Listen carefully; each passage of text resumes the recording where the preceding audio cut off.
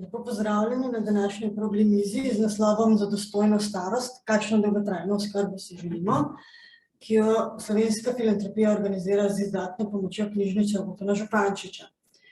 Pogovarjali se bomo o temi, ki je trenutno zelo aktualna, ampak bolj kot vprašanju, ali naj zamaknemo izvajanje delov zakona, o čemer bomo v kratkem zdaj odločali na referendumu. Se bomo posvetili vsebini tega zakona oziroma temu, kaj ta vsebina prinaša za uporabnike in uporabnice. Preden gremo čisto vsebino, še nekaj informacij o tem, kako bo stvar potekala. Okroglo mizo lahko spremljate preko Zooma in preko Facebooka. Veseli bomo tudi vprašanj, ki jih lahko postavite samo preko klepetalnice v Zoomu. In na ta vprašanja bomo odgovarjali na koncu okrogle mize. Vsebinsko bomo pa pogovor razdelili na 3 sklope.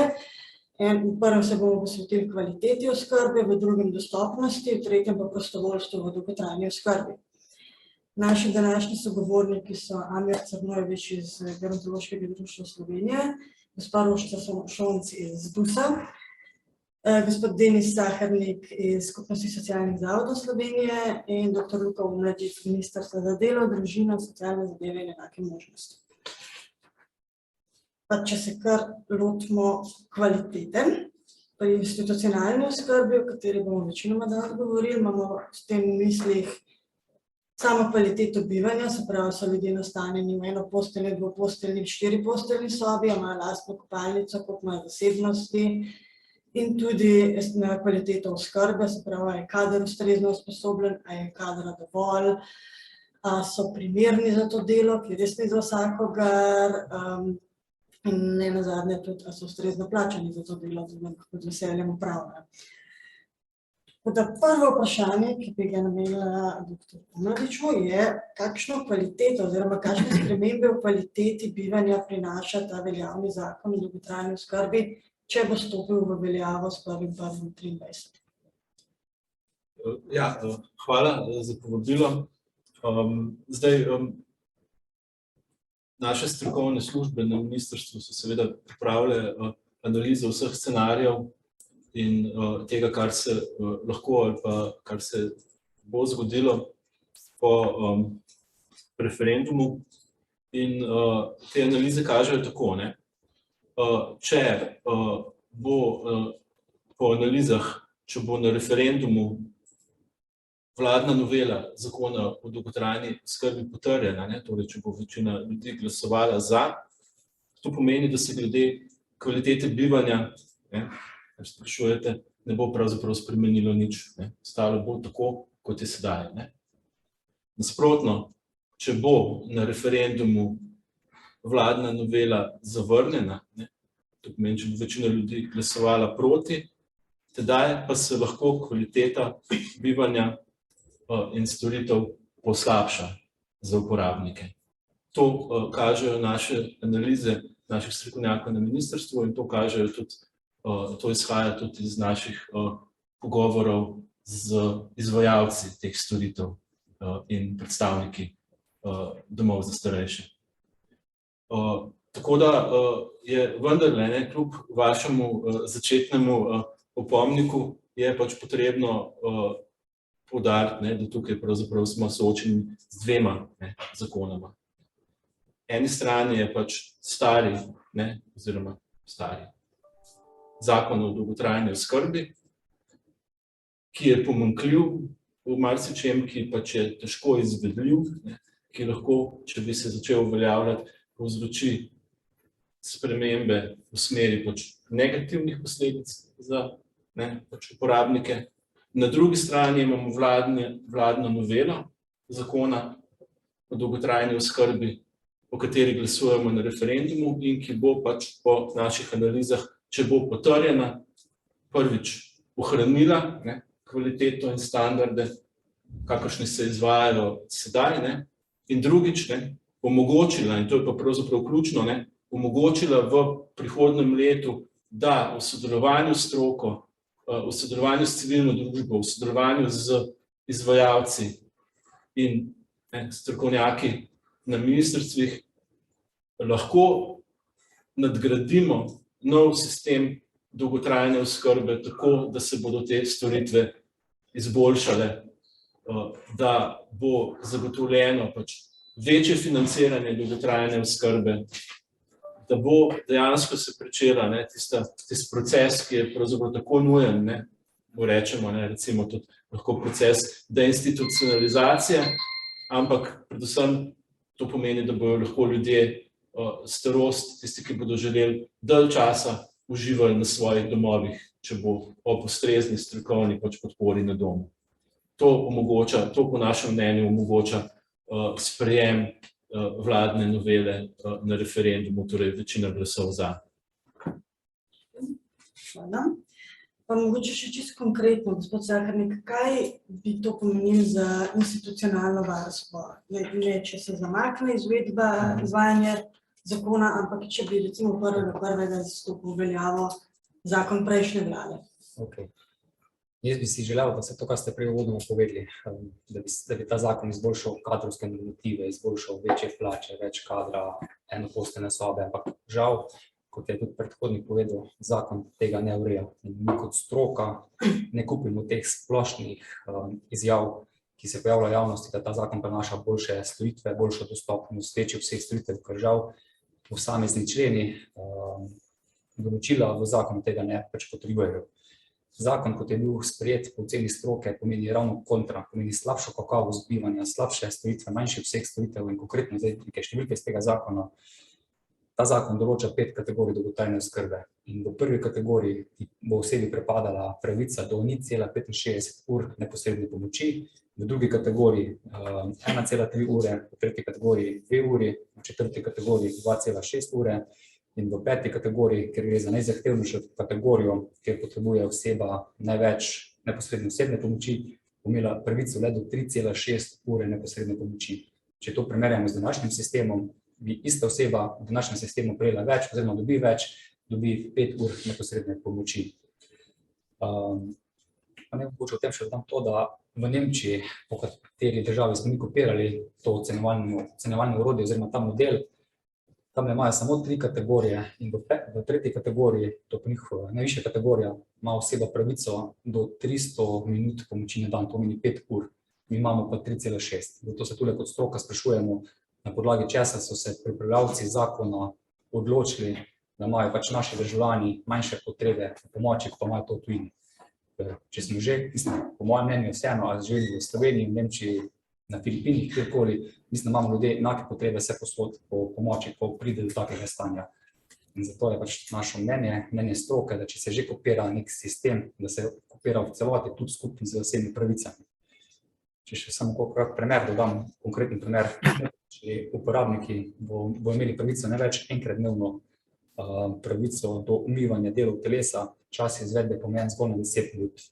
Pa uporabniki, ki ne morajo samostojne hoje znotraj doma, bo imeli pravico ne več do 2-krat na dan spremstvo. In zaradi tega tudi, kot je ministrstvo povedalo, tudi mi kot skupnost podpiramo v bistvu novelo zakona, da imamo možnost, da vse te stvari, na katere ste vi opozorili, pač popravimo, izboljšamo.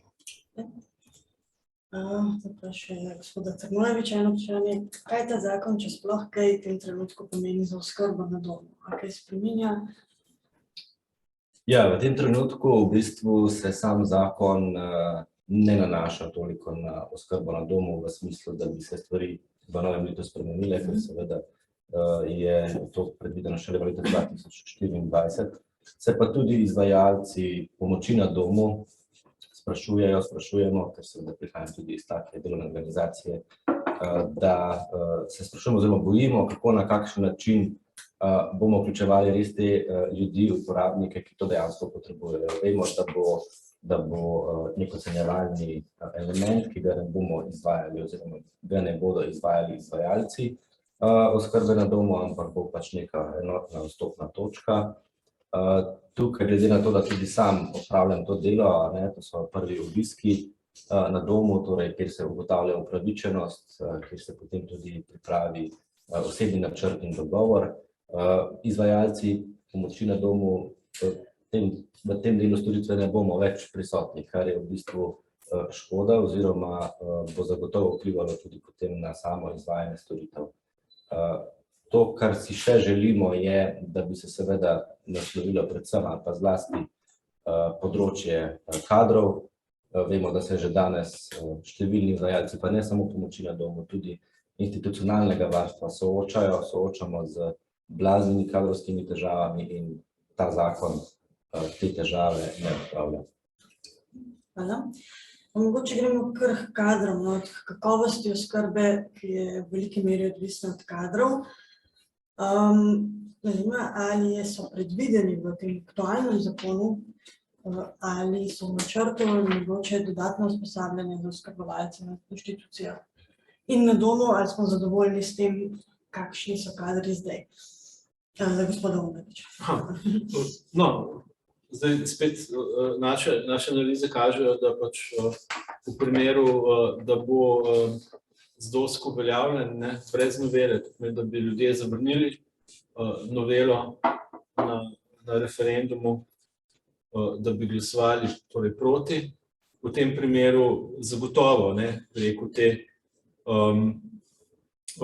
kako bi rekel, tega dodatnega izobraževanja in dodatnih kadrov ne bi bilo več, raje bi ga bilo manj. Namreč ta zakon brez novele, o kateri bo govora na referendumu, vsebuje cel kup pomanjkljivosti. Recimo, spregleda cel kup strokovnih profilov iz področja socialnega varstva, ki so danes v socialnem varstvu nepogrešljivi, specialni pedagogi, psihologi in tako naprej. Te profile je stari zakon enostavno spregledal.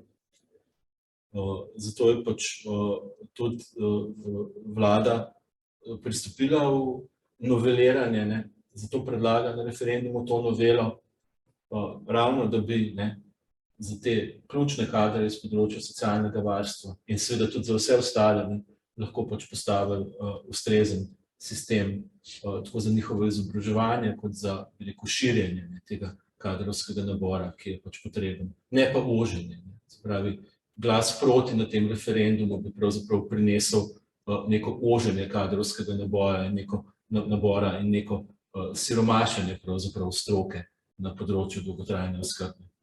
To bi prinesel glas proti. Hvala. Ja, sam bi se morda dotaknil oziroma navezal na dr. Omladiča in sicer glede kadrov. Zdaj seveda vemo, da so neposredni izvajalci, potem pa so še tukaj tisti, ki te storitve na nek način koordinirajo in vodijo. Tukaj bi izpostavil dva profila, ki sta bila popolnoma izpuščena, to je socialni gerontolog in pa višješolski študijski program organizator socialne mreže, ki ga v Sloveniji izvajamo že več kot 10 let in ta profil še vedno ni nikjer v nobenem zakonu, niti v katalogu funkcij in delovnih mest v javni upravi. In se mi zdi, da je sedaj priložnost, da tudi te strokovne profile, ki lahko veliko pripomorejo, da jih v pač nov zakon absolutno vključimo. Hvala vsem. Želim mogoče še kdo kaj dodati v zvezi s tem? Mogoče sem na kratko dodam, da se strinjam z karkoli kar sta predhodnika povedala. V bistvu to je tudi poanta tega zakona.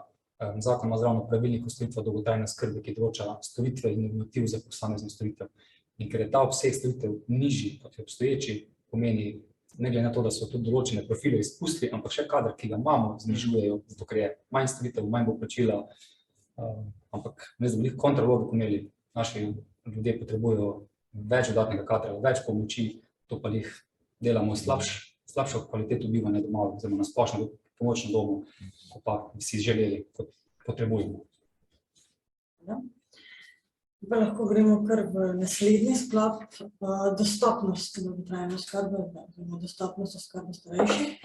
Tukaj ne moremo mimo čakalnih vrst, kapacitete vseh socialno-varstvenih zavodov so bistveno nižje od potreb. Če se ne motim, je trenutno 15.000, oziroma več kot 15.000 ljudi, ki čaka in bi potrebovali takojšnjo namestitev. Pa tudi na pomoč na domu se pri subvencioniranih uporabnikih, izvajalcih čaka kar nekaj mesecev. Pa mogoče je treba poudariti še to, da oskrba, ki jo uporabnik končno dočaka, velikokrat ni v takem obsegu, kot bi jo sam rabil, ampak je obseg bolj odvisen od tega, kaj lahko ponudi izvajalec, koliko ima kadra in kakšne ima kapacitete.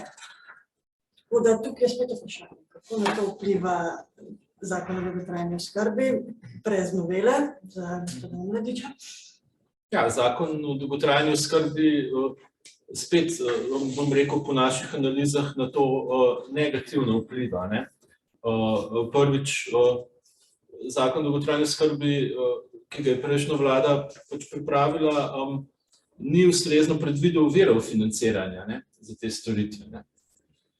Mi dejansko to želimo, ne, če bo ta novela potrjena, če bodo ljudje na referendumu glasovali za, želimo pač v vladi v prihodnjem letu vzpostaviti nek trajnosten, robusten, odporen in dolgoročen sistem financiranja dolgotrajne oskrbe. Tako rekoč novi steber, ne, naše socialne varnosti, ki bo slonel na obveznem zavarovanju za dolgotrajno oskrbo in ki bo pač omogočil, da bomo ta sredstva, ne, ki jih danes namenjamo za dolgotrajno oskrbo, to je okoli 1,4% BDP-ja, če gledamo po statističnih kriterijih, kaj je dolgotrajna oskrba, je to okoli malo manj kot 620 milijonov evrov, ne, kar vključuje, ne, pač prispevke ljudi in državno financiranje, ampak v luči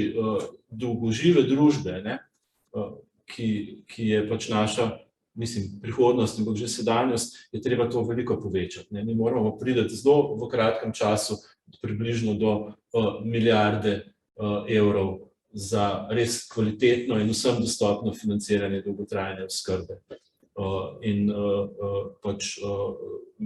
pač analize kažejo, da bi potrditev vladne novele na referendumu, torej glasovanje za to pač v prihodnjem letu omogočila, ne. Drugače pa spet, če se vrnemo na ta stari zakon, ja, ne, pač Zakon o dolgotrajni oskrbi, tak kot je bil predstavljen, ne, pač dejansko ne predvideva kritja, Denis verjetno o tem več lahko povedal, realnih stroškov izvajalcev, ne. In s tem seveda pač tvega neko negativno poslovanje izvajalcev, tvega tudi vračanje koncesij v primeru koncesionarjev in tako naprej, ne. Pač določa ZOSK, Zakon o dolgotrajni oskrbi, določa prispevek uporabnika, ne predvideva pa celotnega stroška, ki ga je treba pač, ki ga je potrebno izvajalcu kriti za opravljeno storitev. In to seveda bi povzročilo velike težave, ne, tako na ravni izvajalcev, kot seveda na ravni pač uporabnikov, za katere bi se lahko storitve zmanjšale, podražile in tako naprej, ne. Zato je potrebno pač sprejeti, zato je vlada predložila novelo tega zakona, za katero se bo na referendumu, o kateri se bo na referendumu glasovalo. Prav razumem, tudi niso eksplicitno v načrtu gradnje, mislim, širjenje javne mreže v tem zakonu, o katerem bomo, ki si ga ne... To bi rekel, je ena pomanjkljivost, ne, mi moramo, saj, kakor rekel, sam vidim, je pač prihodnost dolgotrajne oskrbe v močni javni mreži, ravno ta javnost mreže, tako, ne, zdravstvenega zavarovanja, zdravstvene oskrbe, kot dolgotrajne oskrbe, kot če hočete tudi pokojninskega zavarovanja. Javnost teh sistemov zagotavlja njihovo moč in odpornost proti vsem ogromnim tveganjem, ki pač v prihodnosti prihajajo. Tako da, ja, pač absolutno mislimo, da mora biti pač poudarek na tem, da sistemi ostanejo pač javni, ne, kar seveda pač ne izključuje, ne, tudi participacije, ne, pač zasebnikov, ampak jedro, tista baza, temelji pa morajo biti javni sistem.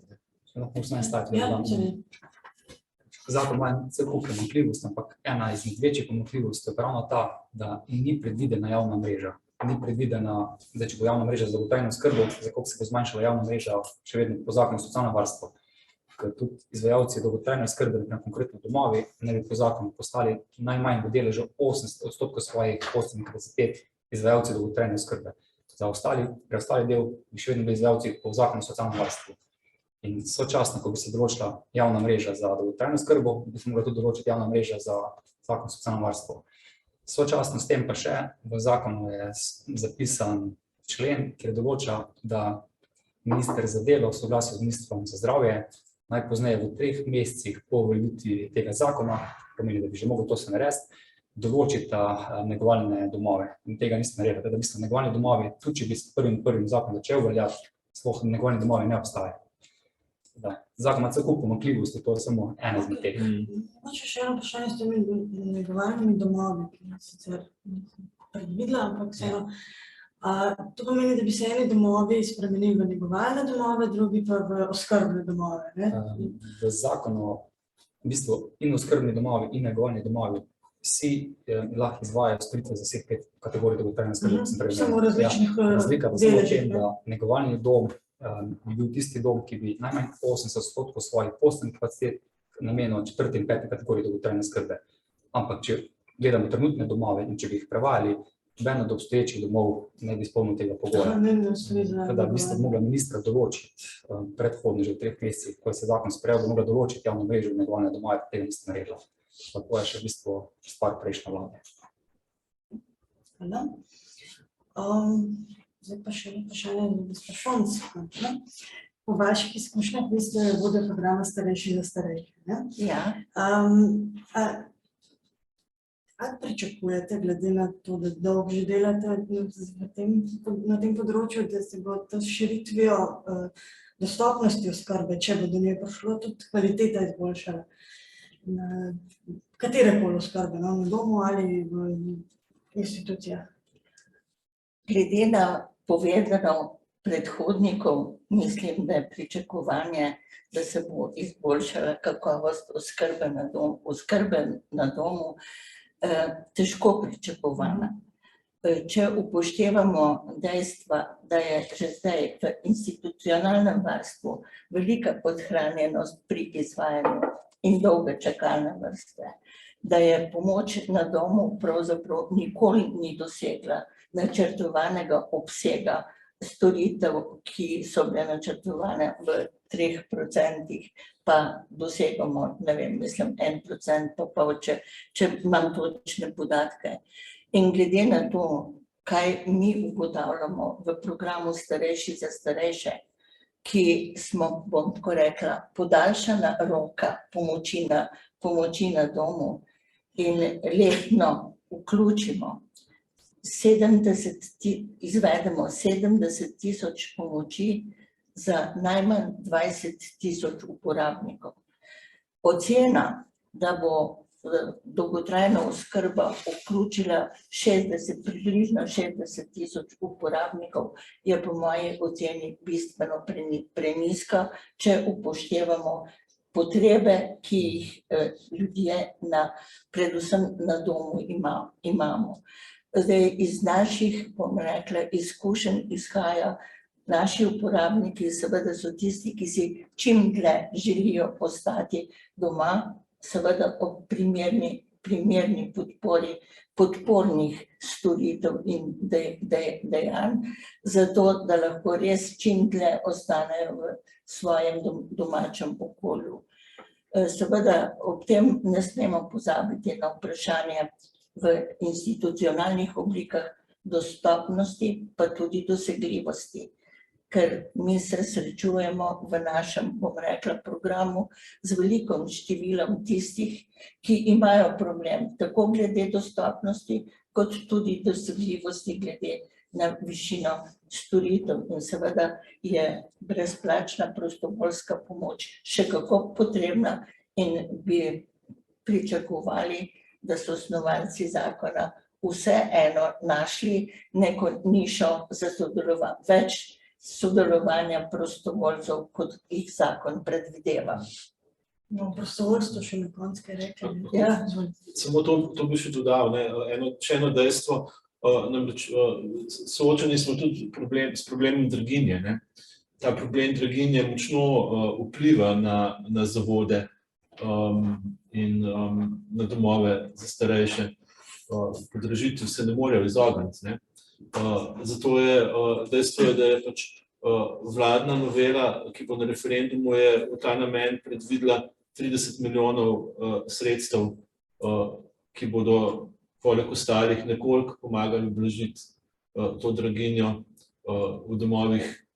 Ta sredstva so v proračunu rezervirana, 30 milijonov sredstev, in se bodo pač sprostila, če bo na referendumu vladna novela potrjena, torej če bo večina glasovala za. Trenutno pa stojijo zaradi pač referenduma. To je pa pravzaprav že uvod v naše naslednje vprašanje, ki je cenovna dostopnost, ne? Razkorak med pokojninami in ceno in oskrbnino je čedalje večje. Velike so tudi razlike med domovi, med javno mrežo in zasebniki s koncesijo. Kaj se nam obeta v prihodnosti, gospod Cerkni? Ja, konkretno glede tega zakona, sicer mogoče to niti ni stvar, ki bi bila zanimiva za uporabnike, ampak bolj za izvajalce. Kar je gospod Konovič omenil, ta zakon niti ne predvideva vmes možnosti izredne uskladitve cen, kar pomeni, če bi se med letom karkoli zgodilo, v bistvu so izvajalci prepuščeni sami sebi. Zato je tudi en izmed razlogov, treba to popraviti, pač ta novela, da se pridobimo čas, da te stvari uredimo. Ampak kaj pa bolj ključno za same uporabnike, za ljudi, meni je žal, ker se pač pojavljajo te všečne izjave, da ta zakon prinaša, kot sem že rekel, boljše storitve, boljša dostopnost in tudi, da si lahko vsak privoščil storitve dolgotrajne oskrbe, ne glede na svoje osebne okoliščine, druge okoliščine, ne glede na svoje premoženjsko stanje. Ker žal dejstvo je tako, da če ta zakon obvelja brez novele, brez sprememb, bodo stanovalci v domovih konkretno plačevali od 200 do 300 evrov več. Ta zakon ukinja dodatek za pomoč in postrežbo, posledično pa se strošek namestitve in prehrane povečuje. In tudi velik teh storitev, ko sem premenil, se zniža, vseh storitev se niža in velik teh storitev bo v obliki doplačljivih storitev. In če bodo stanovalci želeli prejeti te nujno potrebne storitve, bi mogli plačati sami svojega lastnega žepa.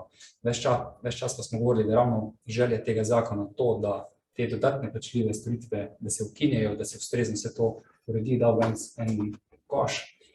Ampak žal ta zakon tako obstoječim kot bodočim uporabnikom prinaša še večjo negotovost, katere pravice bo sploh dobili, katere storitve bo dobili, kakšne pogoje bodo mogli za to izpolnjevati.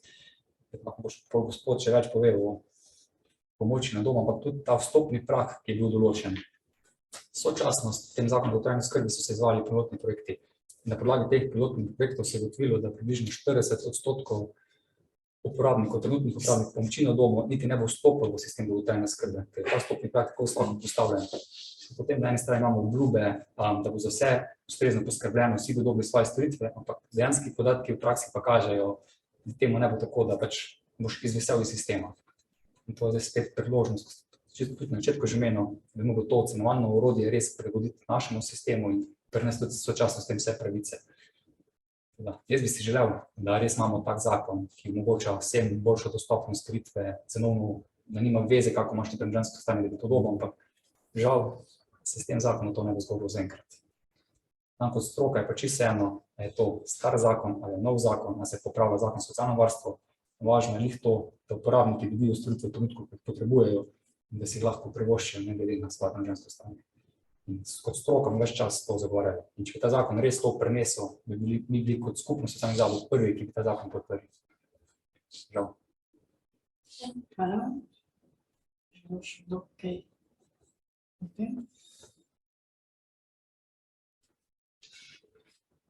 Se lahko posvetimo prostovoljstvu v dolgotrajni oskrbi. To je naša najljubša tema. Mi velikokrat govorimo, da so prostovoljci in prostovoljke vezivo družbo, da so ključni element solidarne družbe in da delujejo povezovalno.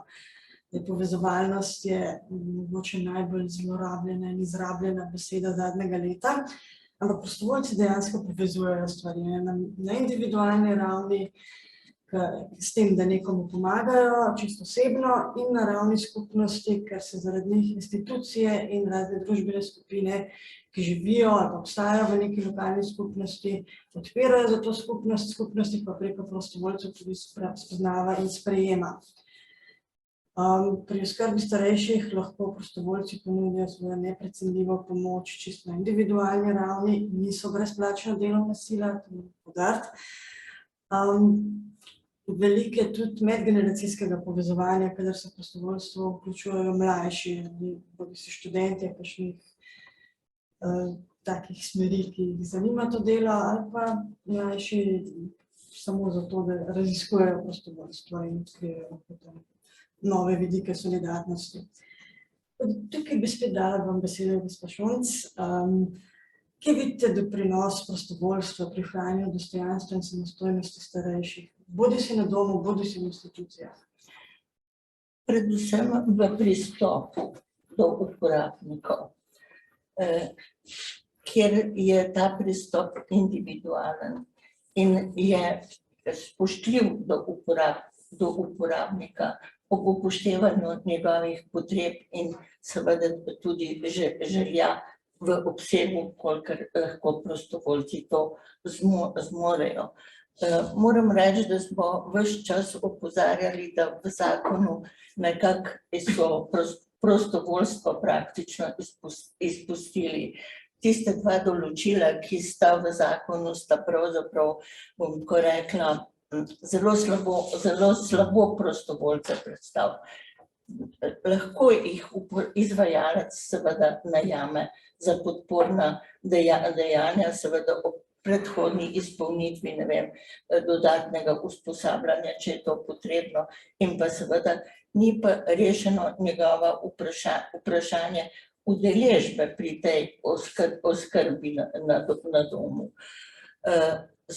Torej, kako urediti prostovoljstvo v zakonu, so opredelili z eno besedo oziroma z dvema besedama, delujejo v skladu z zakonom o prostovoljstvu.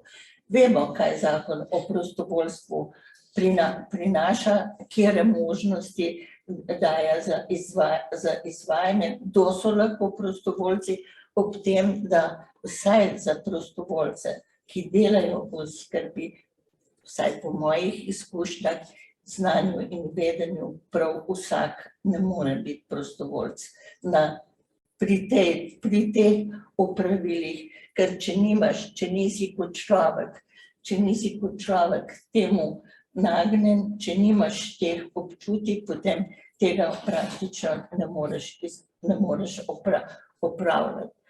Če se ponovno vrnem na program Starejši za starejše, naši uporabniki izjavljajo, vsaj ko smo imeli evalvacijo programa, ki jo je izvajal Inštitut Republike Slovenije za socialno varstvo, je od 15.000 vključenih naših uporabnikov odgovorilo na vprašanje, da se bolje počutijo, odkar so vključeni v program, da se je tudi izboljšal njihov položaj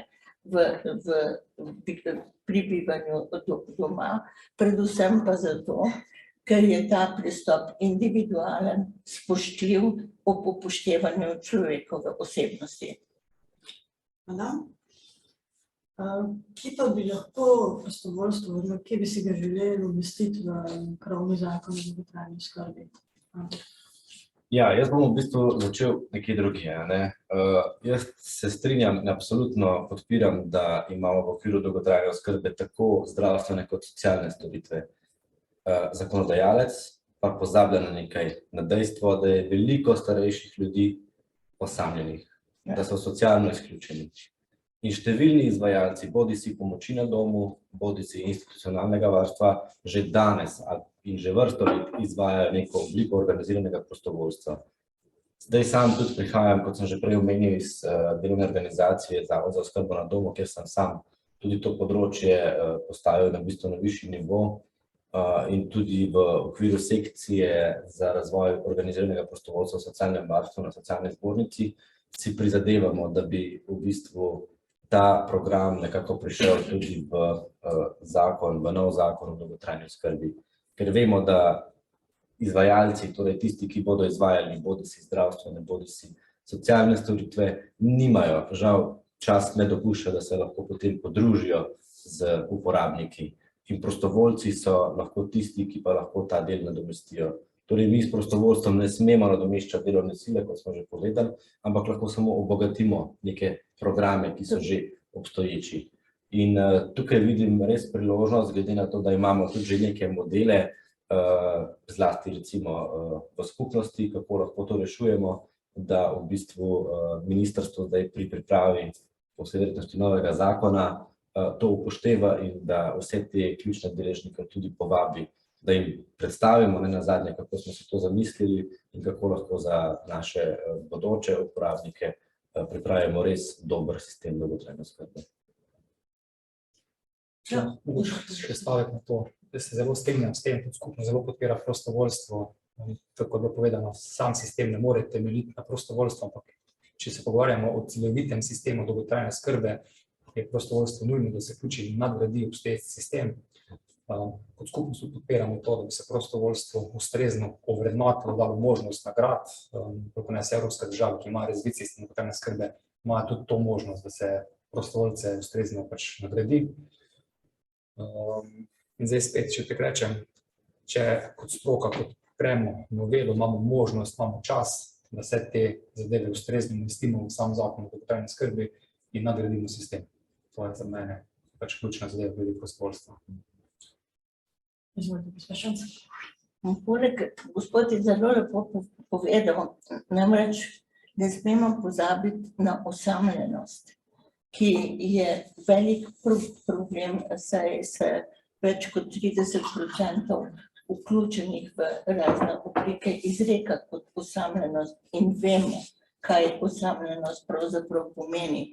In ena od storitev, ki bi morala biti upoštevana pri podpornih storitvah, je tudi druženje za preprečevanje socialne izključenosti in seveda tudi preprečevanje osamljenosti, ki vodi v vrsto bolezenskih stanj. Ja, mogoče bi samo to še dodal, da naš cilj, tisto, kar moramo imeti pred očmi, je neka solidarna družba. Solidarnost je pravzaprav tisto tkivo, ki nas bo v teh težkih obdobjih, ki sledijo zaradi podnebne krize, zaradi globalnih sprememb geopolitičnih, kar bo držalo našo družbo skupaj. Solidarnost in tukaj je gotovo, pač prostovoljstvo je ena močna mreža solidarne družbe in solidarne prihodnosti. Predvsem bi moralo prostovoljstvo dobiti večji poudarek v družbi in družbeno priznanje. Namreč interes za prostovoljstvo upada, morda še toliko bolj med starejšo generacijo. Mi izjemno težko pridobivamo nove starejše. Mislim, interesa mladih upokojencev za delo v prostovoljstvu praktično ni. Morda ga je celo več med mladimi kot med starejšimi, kjer bi pravzaprav pričakovali večji interes za prostovoljsko delo. Ja, mi tukaj na ministrstvu res želimo poslušati ravno to. Želimo poslušati prostovoljce in prostovoljce med starejšimi, da morda ravno identificiramo, kaj je razlog morda za ta upad zanimanja in kako lahko to s pravimi politikami naslovimo in izboljšamo. To se mi zdi, da je ena ključnih nalog. Veste, ta splošni individualizem, ki je tako zelo v naši družbi se, bom rekla, ugnezdil in je tudi zelo dobro sprejet na eni strani, na drugi strani je pa tako zelo zmaterializirana, bom tako rekla, miselnost, da je potrebno vse nagraditi, ampak to finančno nagraditi. Mi se srečujemo pri kadrovanju novih prostovoljcev, da je morda prvo vprašanje, koliko pa bom dobil za to.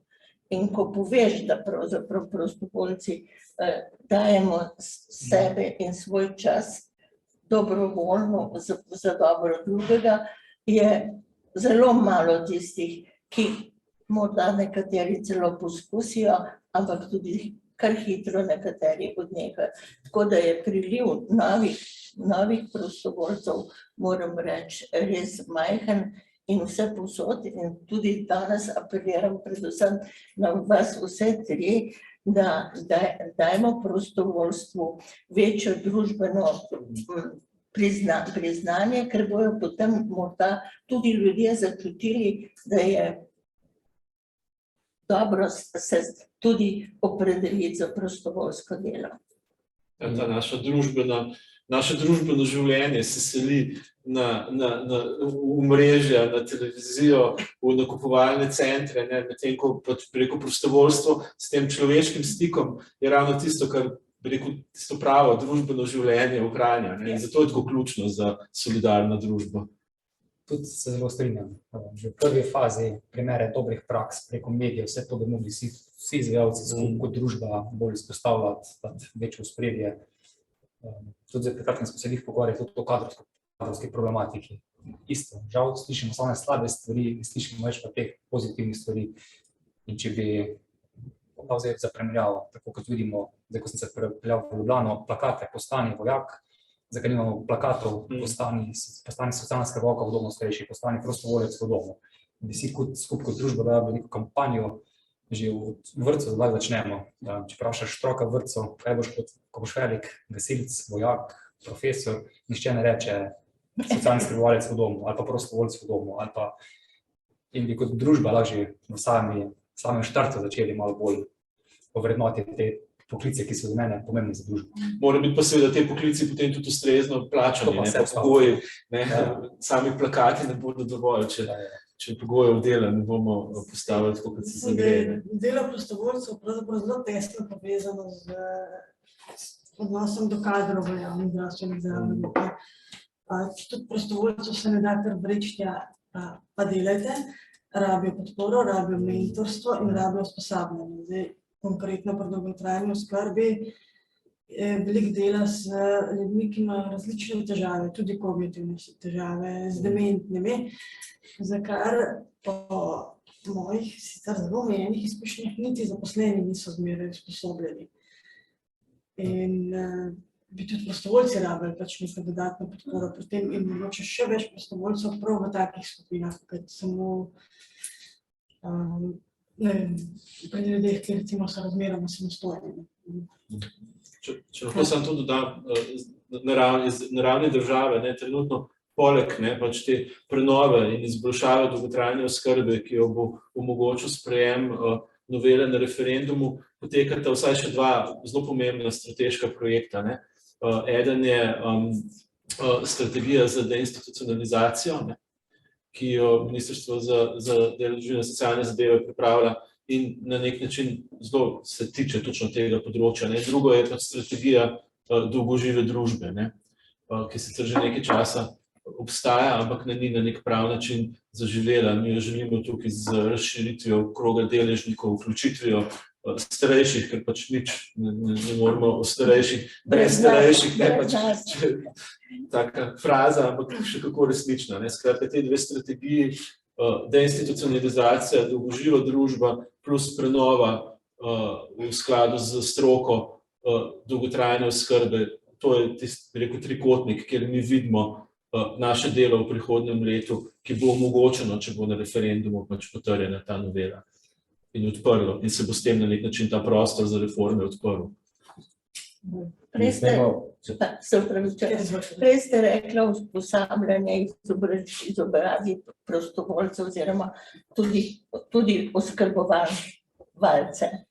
Ja, ampak v zakonu je pravzaprav bilo v izobraževalnem programu v bistvu sama administracija tistega, kar bi pa pravzaprav bilo potrebno v odnosu do uporabnika, je bilo povsem zanemarjeno.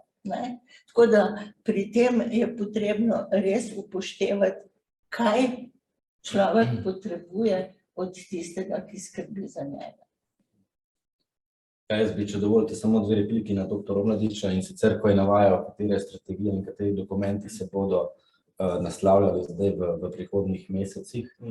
Ne smemo pozabiti tudi, da se bo pripravljala nova strategija razvoja prostovoljstva v letu 2024 pa naprej, sicer nosilec naloge je Ministrstvo za javno upravo, vendarle sem mnenja, da se morajo ministrstva med sabo povezati in da se res te strategije potem pripravljajo tako, da so tudi potem izvedljive, kajti vemo, ta strategija, ki je sedaj še vedno veljavna do leta 2023, je recimo se dotikala prav vseh ministrstv in vseh področij.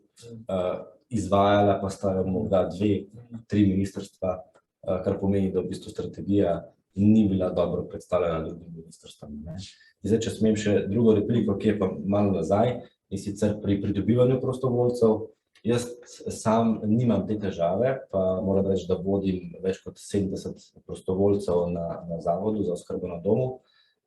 In sicer, kaj je ključno? Ključno je mentorstvo. Ključno je nekdo, ki vodi ta program. Ker kaj vemo? Vsi ali pa številni izvajalci institucionalnega varstva imajo neko obliko organiziranega prostovoljstva, imajo družabnike, ampak kaj se zgodi? To prostovoljstvo vodijo obstoječi strokovni delavci, ki imajo preveč dela že z samim rednim delom. In seveda prostovoljci tam niso, bom rekel, vodeni, mentorirani, se jih ne spremlja, se jih ne motivira in taki ljudje slej ko prej odidejo. Prostovoljc ni vezan s pogodbo v smislu, da mora ostati, da bo dobil plačilo, ampak lahko gre, kadar želi. In ključno pri tem je, da potem tudi, če bomo v zakonu o dolgotrajni oskrbi predvideli to področje, da se zagotovi tudi potem financiranje strokovnih delavcev, ki bodo vodili to področje. Ne, da se potem to delo dodeli socialnemu delavcu, delovnemu terapevtu, fizioterapevtu, ampak da se za to dodeli posebno delovno mesto in se potem tudi to, ta človek, ta oseba se samo s tem ukvarja. To je ključno. Situacijo imamo malo različno. Mi izvajamo program v 286 društvih upokojencev, izobraževanju, bom rekla, in izpopolnjevanju in motivaciji prostovoljcev namenjamo zelo veliko pozornost in pa tudi veliko, bom rekla, izobraževalnih vsebin. Torej, eno imamo obvezna, najmanj obvezna, 2 izobraževanja strokovnega področja, 2-krat letno za vse prostovoljce in seveda tudi za društvene koordinatorje, posebej 3-dnevni program izobraževanja in usposabljanja in seznanjanja z novostmi in pristopom do uporabnika.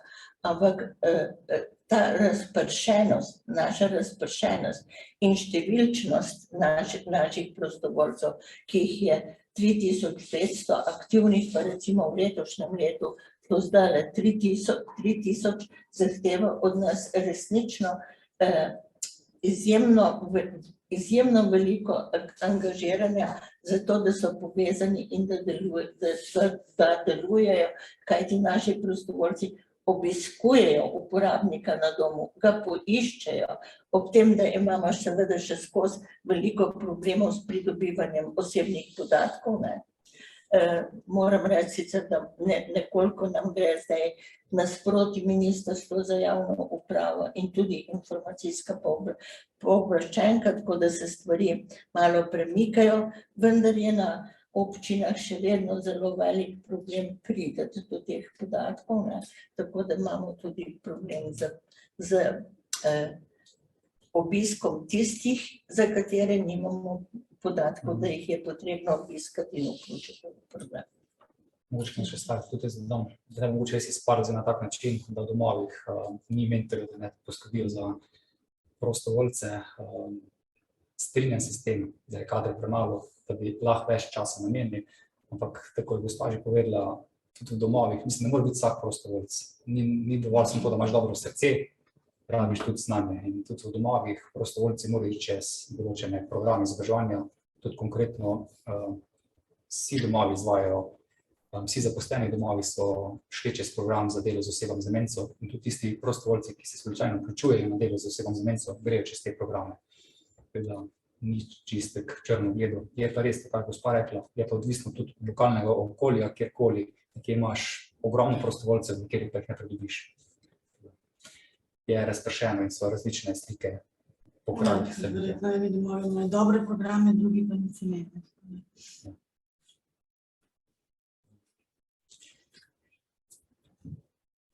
Imamo kar veliko komentarjev pa vprašanj s strani klepetalnice, pa bom zdaj prebrala en komentar in vprašanje, ki se navezuje na prostovoljstvo.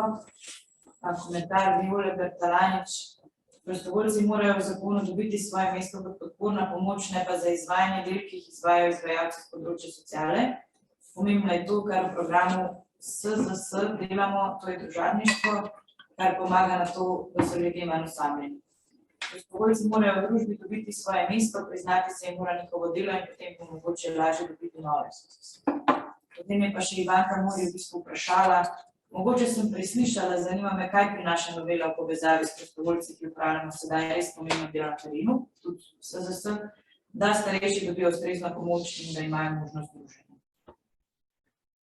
Kaj prinaša novela v zvezi s prostovoljci? Kaj prinaša novela? Ne, novela prinaša to, da bomo lahko naslovili v prihodnjem letu z vsemi deležniki, z izvajalci prostovoljstva in ostalimi in vključili prostovoljstvo v sistem dolgotrajne oskrbe na nek veliko bolj vključujoč in boljši način, kot je to v sedanjem zakonu. To novela omogoča. Odpre prostor, da to veliko pomanjkljivost naslovimo. Se pa zavezujemo tudi, da bomo to storili, če bomo imeli možnost. Možda to dodam, sam ta zakon, mislim, da govori samo en člen je v tem ali dva člena. 58. člen. 58. člen, ki v bistvu govori samo o tem, da izvajalci dolgotrajne oskrbe lahko imajo prostovoljce in govori o teh, mislim, 20 urah izobraževanja, 10 urah izobraževanja. To pa v bistvu to, kar govori obstoječ zakon o prostovoljstvu. Drugače se pa to, kar je gospa Bertalanič ste rekli, jaz se strinjam. Prostovoljce moramo umestiti v ustrezen prostor, nadgraditi obstoječe stanje, da niso le spremljevalci programov teh preko del, ampak da se jih ustrezno umesti, da lahko delajo storitve, za katere se tudi ustrezno izobrazijo in so res doprinos izvajalcem dolgotrajne oskrbe, ne pa to, kar je tudi gospod rekel, ne pa da bolj prostovoljci prevzemajo strokovno delo, ki ga opravljajo strokovni delavci in sodelavci. Ja, mislim, dobili smo potem še en komentar, ki pač je dosti podoben temu vašemu odgovoru od Darinke Klemenc. S vsem spoštovanjem do prostovoljstva, a sistem, ki vpije po ureditvi, je potrebno reševati rudimentarno strani države. Prostovoljstvo dodana vrednost in strinja se, dokler delo v oskrbi starejših ne bo ocenjeno in dovolj plačano, bo oskrba starejših stagnirala ali celo nazadovala. Malo pred tem je pa postavilo v bistvu vprašanje. Ob vseh potrebah po zdravstveni oskrbi je vedno manj govora o zdravstveni negi, seveda v sklopu integrirane oskrbe. Kam je izginila tudi v medsebojnih diskusijah, žal tudi na tej okrogli mizi ni videti predstavnika ali predstavnice te stroke. Zdravstvena stroka. Ja, zdravstvena oskrba, zdravstvena nega. Mogoče tokrat ničken namenoma ni predstavnika zdravstvene stroke, ker se je nam zdelo, da je ta zakon izrazito usmerjen v zdravstvo. Zelo je zanemaril socialno oskrbo in vse druge vidike življenja ljudi, ne samo starejših, tako da smo hoteli odpreti to drugo polje. To je glavni razlog, da se zdravstveno oskrba, pa tudi to, da nismo strokovnjaki za zdravstveno nego in težko ocenjujem. Jaz, a je to zadost ali ne? Lahko pa se komentirati. Prosim, komentirati. Verjetno se celotna stroka strinja, verjetno tudi predstavniki iz DUS-a, predstavniki pomoči na domu, da dolgotrajna oskrba je stvar, ki bi mogla spadati na ministrstvo za delo, oziroma v prihodnje, če bo ministrstvo za solidarno prihodnost, da je to eno ministrstvo, ki pokriva naše pretežne izvajalce, ki izvajajo dolgotrajno oskrbo. Glede samega kadra, zdravstvenega kadra, pa če povem to grozno dejstvo, da leta 2021 je Zbornica zveza izdala nove standarde in normative v zdravstveni negi in po njihovih izračunih podatkih, da bi lahko zagotavljali še varno kakovostno zdravstveno nego, tisti minimalni standard, da ne prihaja do pregorevanja zaposlenih, bi potrebovali skoraj še enkrat toliko kadra, kot imamo trenutno doma. Če rečem, imamo na področju zdravstva v institucijah približno 5000 zaposlenih na zdravstvo, za izvajanje zdravstvene nege, pomeni, da bi po teh podatkih, če preračunamo, če upoštevamo zravno tudi kadrovske normative, ki jih je pripravilo Združenje fizioterapevtov Slovenije in delovnih terapevtov Slovenije, bi potrebovali še 4000 dodatnih oseb samo institucijah za področje izvajanja zdravstvenih storitev. Tako da jaz se zelo strinjam s tem, da je o tem premalo govora in tudi, kot je bilo čisto na začetku povedano, ta pravilnik o storitvah dolgotrajne oskrbe določen kader izpušča, oziroma zaradi tega, ker so te storitve toliko znižane, še ta kader, ki jo imamo danes v domovih, da potem zakon ne bi smeli imeti, bi morali ljudi opuščati. V programu Starejši za starejše imamo zdravstvene nege zelo malo. Zato, ker pač lahko to izvajajo samo izključno strokovnjaki oziroma medicinske sestre, zato imamo posebej poudarek na tem, da se pač zdravstvenega dela nege lahko izvajajo samo res strokovno usposobljeni. Je pa potreb po zdravstveni negi približno 11%, od tega je med temi 4% takšnih, ki bi to nego potrebovali vsak dan, ne. Tako da potreb po zdravstveni negi je tudi pri negi na domu potrebno upoštevati.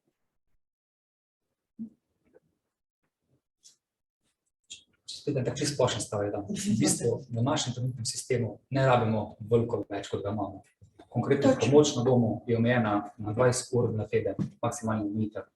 Če bi upoštevali Inštitut Republike Slovenije za stanovarstvo, še sem naredil poletno poročilo, tam ocenjuje, da tisti ljudje, ki imajo večje potrebe, bi povprečno potrebovali 5 ur več. Se pravi, z 20 ur povečamo na 25 ur pomoč na domu, pa imamo za te potrebe poskrbljeno. Sočasno pri pomoči na domu moramo urediti samo plačilo, zdaj je neenakost plačila, ker občine po zakonu plačuje na 51% svoje, oziroma 50% vrednosti te storitve in je zdaj odvisno od občine, kako je prijazna do starejših, koliko je bogata in so različne cene. Ta dva problema rešimo, imamo pomoč na domu načeloma urejeno. V institucijah je glavna težava pomanjkanje mest, naredimo določene kapacitete in pa seveda kader, plačilo. To je pa enotno vsem. Enotno vsem, tudi pomoči na domu, pa seveda institucija, da se obveznost do plačila strani žepa uporabnika prevesi na državo. Imamo urejeno institucijo, imamo pomoč na domu, pa vse ostalo, prostovoljstvo, razne te e-storitve, razne storitve za krepitev ohranjanja samostojnosti, vse te ostale stvari, ki bi se ne izvajale skupnosti, bi pa lahko prenesli in dodatno dali vrednosti. Ne delamo pa iz muhe slona, ampak če bi bila volja in moč vse skupaj, bi lahko uredili. Se jasno, skrbstveni poklici so poklici prihodnosti, mi se pa obnašamo kot družba, kot da je to nekaj iz prejšnjega časa. Imamo cel kup govora o nekih takih barvitih, atraktivnih profilih, pozabljamo pa pravzaprav na skrbstvo, ki bo samo še iz leta v leto bolj pomembno. In to pač, bi rekel, samo z govorjenjem ni mogoče narediti. Tukaj je enostavno, kakšen prestiž ali kakšno veljavo ima nek poklic v družbi, je v veliki meri odvisno od tega, tudi kako je plačan in kakšne pogoje delamo. In koliko je privlačen za nove mlade ljudi. Kot stroka si želimo, da se vsem ljudem dejansko prikaže, kaj pomeni zakon, konkretne številke, toliko storitev, toliko pravic, toliko boste sami plačevali, da se pol neko družba odločimo, ok, za ta denar, ki ste ga naredili, imamo to, pa da smo mi s tem seznanjeni. Če želimo pa kaj več, če želimo to nadgraditi, bomo pa si kot družba se odločili, koliko več bomo prispevali, kakorkoli, da bomo dobili to, kar si želimo. Dokler se pa samo obljubijo, da nekaj prenaša, so pa obljube. Družbe take odločitve bolj informirano sprejemati, če bi se zavedali, da je to naša prihodnost. Par let, da bomo imeli več. Imamo še dve vprašanji. Ena je od Maruše Bertoncelj iz Nacionalnega inštituta za javno zdravje. Ali bo novela opredelila tudi možnost pridobitve statusa socialnega oskrbovalca znotraj družine, podobno kot osebna asistenca? Lahko jaz to rečem? Ne, novela, kot rečeno, novela odpira prostor za to, da v sodelovanju s stroko in vsemi pač to vnesemo v nov sistem dolgotrajne oskrbe. Drugače pa na Ministrstvu za delo, družino, socialne zadeve imamo to zelo visoko na radarju. preko pilotni projekti, kot veste, so že tekli, ampak smo se odločili s to novo ekipo, ki je prišla, da to močno pospešimo, ne. Se pravi, pripravljamo že konceptualno zasnovo vključitve tega v nov sistem dolgotrajne oskrbe in vsekakor se strinjamo in smo si postavili za cilj, da to bo del dolgotrajne oskrbe, kakor jo bomo uspeli postaviti, ko se ta prostor z sprejemom novele odpre. Zdaj, gospod, v bistvu novela samo prolongira pravico, vsi kupimo čas, se ta zadeva vodi. Konkretno sprejemom novele se v resnici ne spremeni nič, ne.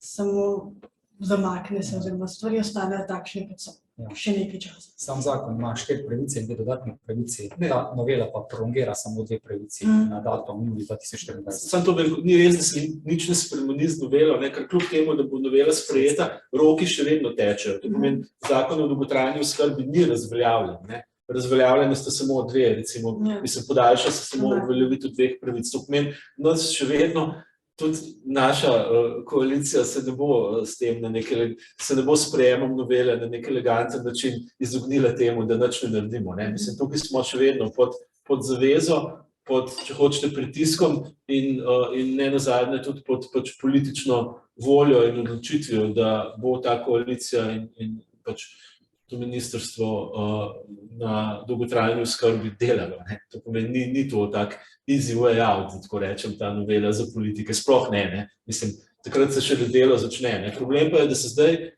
zaradi te blokade ni moglo začeti, ne. Zato bi rekel tako, ne, o tem govorimo.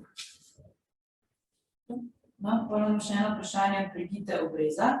Mene pa zanima, kako bi nov sistem financiranja doprinesel k razvoju deinstitucionalizacije. Kako bi Nov sistem financiranja doprinesel k razvoju deinstitucionalizacije. Kako bi nov sistem financiranja?